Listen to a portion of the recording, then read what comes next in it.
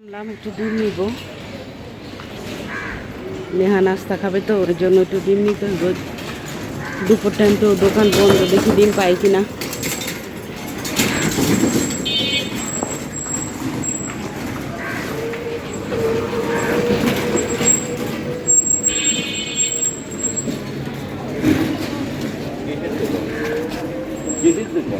দরকারি সব দোকানই তো বন্ধ, নামাজ পড়তে গেছে না।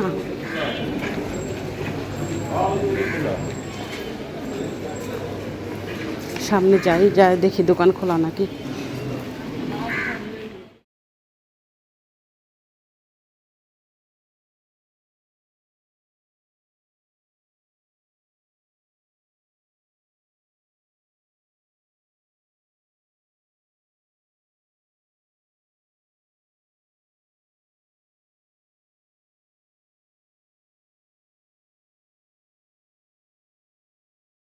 নিচ থেকে আলু নিয়ে আসলাম। আপনাদের ভাইয়া গেছে নামাজ পড়তে, ও থাকলে ওই যাইতো, ও যখন বাইরে যায় তখন দেখা যায় আমারই যাইতে হয়।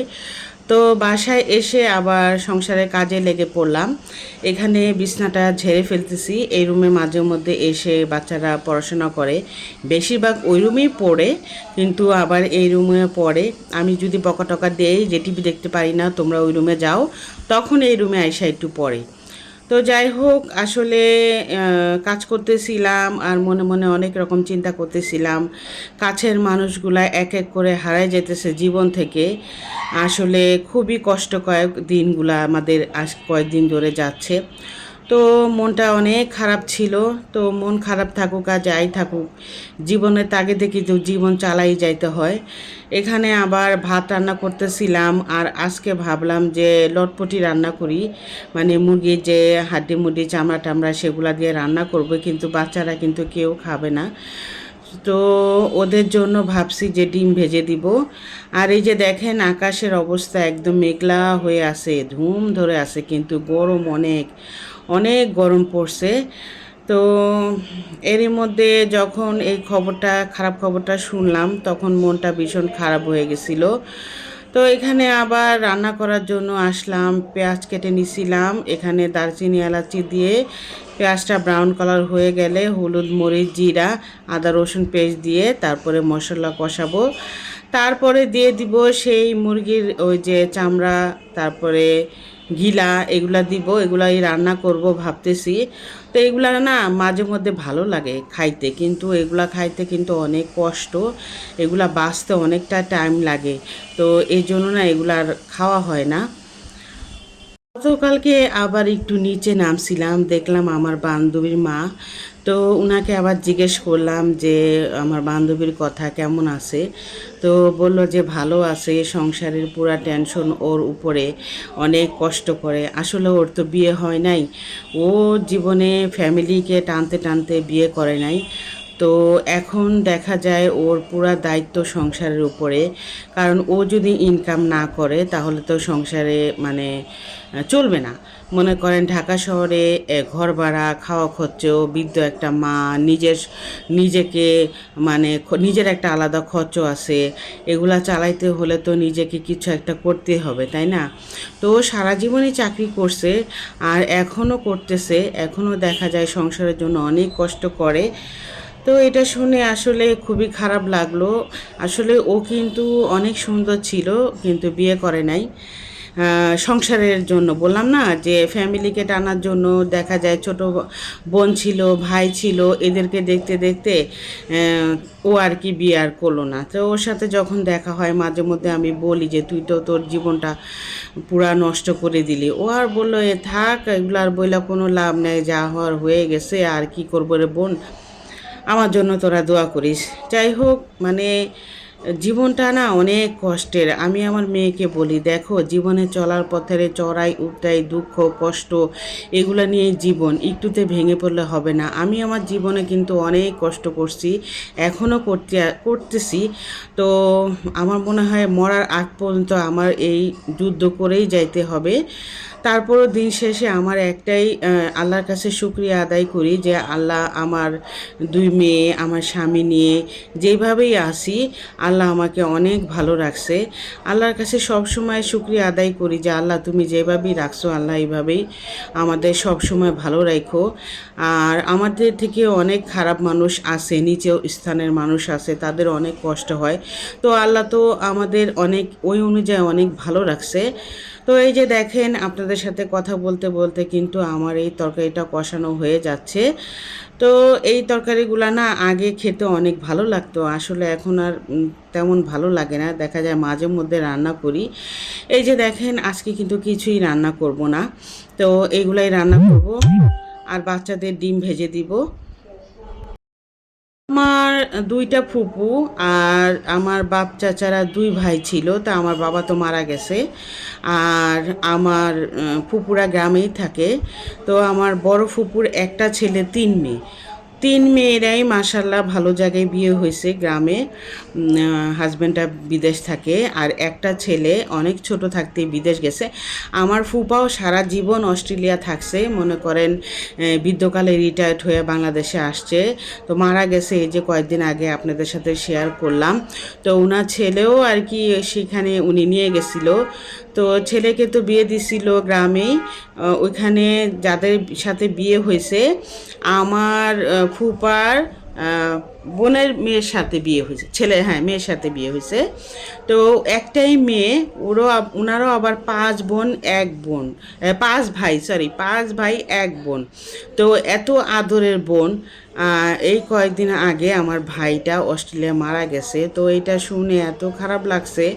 আসলে আমার ভাই না মানে এই সমস্ত খবর পাইলে আমাকে খুব কম জানায়, তো এগুলা তো না জানাইলে হয় না। সকালবেলা যখন ফোন দিয়ে বলল যে মানে আমার ফুফাতো ভাইটা মারা গেছে, আমার শুনে এত খারাপ লাগছে। ছোট্ট একটা বাচ্চা মেয়ে আছে, তো এই মেয়েটার এখন কি হবে। তো আল্লাহর কাছে মানে এটাই খালি মনে মনে ভাবতেছিলাম যে আল্লাহ এতটুকু শিশু বাচ্চাটার মনে হয় বেশি হলে 8-9 বছর হবে, তো এই মেয়েটার এখন কি হবে। তো আল্লাহর কাছে সবসময় দোয়া করি যে আল্লাহ আমার ভাবিকে এই শোক সহ্য করার তৌফিক দান করেন, আর এই বাচ্চাটাকেও আল্লাহ আপনি হেফাজতে রাখেন। মানুষের জীবনে কখন কি হয় আসলে কেউ জানে না। তো এক এক করে সব মানে প্রিয় মানুষগুলা চলে যাচ্ছে না, কেমন জানি আসলে খারাপ লাগে। আর আমার ফুপুর কথা মনে পড়লে আরও খারাপ লাগে, কারণ আমার ফুপু এখন একা হয়ে যাবে। ফুপা ছিল 2 জামাই বউ, বয়স হয়ে গেছিল, তারপরে একসাথে ছিল। আর এখন যেহেতু ফুপা মারা গেছে, আবার একটা মাত্র ছেলেও মারা গেছে, তো উনার যে কি মানে উনার উপর দিয়ে যে কি যাচ্ছে উনি ছাড়া তো কেউ জানে না। তো একটা মা বাবার যখন সন্তান বাবা মার আগে মারা যায়, আমি মনে করি এর চেয়ে কষ্ট দুনিয়াতে আর কিছু নাই। দেখেন আমার প্রথম ছেলে হয়ে মারা গেছে, তো আমি বুঝি যে আমার 9 দিনের ছেলে মারা গেছে, তারপর আমার মনে হয়েছে যে আমার মনে হয় 20-30 বছরের ছেলে মারা গেছে। আমি একটা আমার কষ্ট লাগছে। আর এই ছেলেটা তার এত বড় একটা ছেলে বিয়ে করছে, নাতি আছে, তার তুমি উপরে কেন যে কি ওই কষ্ট, মেয়েটাকে মারো? সে যে হ্যাঁ? কত কষ্ট তুমি কেন তার মারো মনে ওকে? ঝরে বইতেছে, পুদিনা সে পাতার ছাড়া লোভে তো হাতে কেউ ধরা জানে না। খাইছো না? তো আল্লাহ তার লোভের মন পাপ পাশে শান্ত দিচ্ছি। করে দেখ, সবাই আমার ফুপুর জন্য দেখো দোয়া কেমনে খায়। করবেন। আর এত দেখলে? বড় বাড়ি, দেখো না? এখন যদি ছেলের কি বউ টুক টুক চলে টুক টুক যায় করে পুদিনা আমার পাতা ফুপু এত যে পছন্দ কিভাবে দাও? একা কেন থাকবে, খাই বলে এলো? আমি সেটা নিয়েও ওই দেখো টেনশন বাবা বাবা। করতেছিলাম। আসলে মায়ের আমার খাওয়া ওই ফুপুর মেয়েটা তো অনেক বড় খাইতে দেয় না বাড়ি আর ছেলেটা। অনেক জায়গা সম্পত্তি, আমি যদি কখনো যাই তো আপনাদের ও সাথে খাওয়াই দিছে। শেয়ার করব। মারতেও দেরি আসলে আমি নেই, তো যাই খাওয়াইতেও না দেরি নেই। কুমিল্লায়, অনেক আগে গেছিলাম, আসলে তখন আর কি আমি ব্লগ করতাম না। এখন যদি কখনো যাই, আমার মেয়েদের জন্য আসলে যাওয়া হয় না, ওরা না দূরে কোথাও গাড়ির জন্য যাইতে চায় না। আমার ফুপুরা সব সময় বলে তোমরা আসো, এসে ঘুরে যাও। তো মেয়েরা যায় না, আবার দেখা যায় মেয়েদের স্কুল থাকে, বড় মেয়ের ভার্সিটিতে থাকে, আর নিজেদের সংসারে চাপে যাওয়া হয় না। দাদি মারা গেছে, তারপরও আমি যাইতে পারি নাই। আমি সবচেয়ে বেশি কষ্ট পাইছি যে আমার দাদিকে আমি দেখতে পারি নাই। আমার দাদি এমন একটা লোক, আমাদের এত ভালোবাসতো। আমার নানি, দাদি, আমার নানিও আমাদের অনেক ভালোবাসতো। আমি আমার নানির কথা, আমার দাদির কথা জীবনও ভুলবো না। আমরা যেরকম আদর পাইছি নানি আর দাদির কাছে, আমার বাচ্চারা কিন্তু অল্প বয়সে দাদিকেও হারাইছে, নানিকেও হারাইছে। আসলে আমাদের বাচ্চারা না সব কিছু থেকে বঞ্চিত হয়েছে। তাও আমরা বড় হওয়ার পরও দেখা যায় দাদি নানির কাছে অনেক আদর পাইছি। আর আমাদের বাচ্চারা এত ছোট থাকতে দাদি নানিকে হারাইছে। তো আসলে দাদি নানির আদরটা যে কী জিনিস, এগুলা যারা না পায় তারা কখনো চিন্তা করতে পারবে না। আর এই যে এখানে দেখেন বৃষ্টি আসতেছে, সন্ধ্যার সময় অনেক বৃষ্টি আসছে। আসসালামু আলাইকুম, সবাই কেমন আছেন? আশা করছি ভালো। আলহামদুলিল্লাহ আমরাও ভালো আছি। বৃষ্টি আসতেছে বাইরে। এখন বাজে সন্ধ্যা 6:30।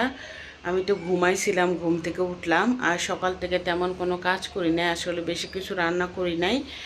ওই মুরগির চামড়া বা লটপটি যেটাই বলেন সেটাই রান্না করছিলাম। বাচ্চারা তো এগুলা খায় না, ওরা ডিম দিয়ে খাইছে।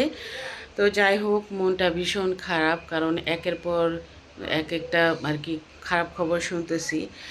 আমার ফুফাতো ভাই, ফুফাটা যে কদিন আগে মারা গেছে, তার একটাই ছেলে অস্ট্রেলিয়া থাকে, তার ছোট্ট একটা বাচ্চা মেয়ে। তো উনি অসুস্থ হয়ে মারা গেছে। তো ওনার লাশ আনতে 1 সপ্তাহ টাইম লাগবে। তো দেখেন মানুষের মৃত্যু কি একটা জিনিস। ছোট্ট একটা বাচ্চা মেয়েকে কে দেখবে বলেন? আসলে মনটা ভীষণ খারাপ। আর আমার ফুপার তো অনেক জায়গা সম্পত্তি, আমি যদি কখনো যাই আপনাদের সাথে শেয়ার করব। আর আমার ফুপা তো বোন 3টা, ওদের হাজব্যান্ডও সব বিদেশ থাকে। কেউ সৌদিতে থাকে, কেউ কানাডা থাকে, কেউ অস্ট্রেলিয়া থাকে। তো ফুপা তো বোনেরা যার যার সংসার নিয়ে ব্যস্ত। আর ফুপাও সারা জীবন বিদেশ ছিল, অস্ট্রেলিয়া ছিল। সে বৃদ্ধ বয়সে আর কি রিটায়ার্ড করে বাংলাদেশে আসছে। তো প্রায় 10 বছর মতো বাংলাদেশে থাকার পরে মারা গেছে। উনি ওনার ছেলেকেও পাঠাইছিল। তো ওই খোকন ভাই যে মারা গেছে, উনি অনেক ছোটোকালে গেছে। আমার যখন বিয়ে হয়েছে তখন গেছে, তখন ওনার বয়স মনে হয় 18 বছর হবে। তো যাই হোক, ছোট্ট একটা বাচ্চা, দেখেন এই বাচ্চাটার কী হবে? বাবা না থাকলে সন্তানের কোনো দায়িত্ব কে নিবে? কে দায়িত্ব নিবে? আর কোনো দাম থাকে না। তো এটা শুনে খুবই খারাপ লাগতেছিল। সবাই দোয়া করবেন জানি আমার ফুফাতো ভাইয়ের বউ এই শোক সহ্য করতে পারে। আল্লাহ জানি তার মনে শোক সহ্য করার তৌফিক দান করে। তো এর জন্য না মনটা ভীষণ খারাপ ছিল। আর এখন কে থাকবে? এত বড় বাড়ি, ফুপু আর ফুফাতো ভাইয়ের বউ যদি এখন থাকে তো থাকবে। এই জন্য খুবই খারাপ লাগতেছে। তো যাই হোক, অনেক কথা আপনাদের সাথে শেয়ার করলাম। আসলে সুখ দুঃখ সব কিছুই আপনাদের সাথে শেয়ার করি, এই জন্য ভাবলাম যে আপনাদের সাথে শেয়ার করি। তো সবাই আর কি দোয়া করবেন, আল্লাহ জানি জান্নাতে দান করে। তো আজকের মতো বিদায় নিলাম। সবাই ভালো থাকেন, সুস্থ থাকেন। আল্লাহ হাফেজ।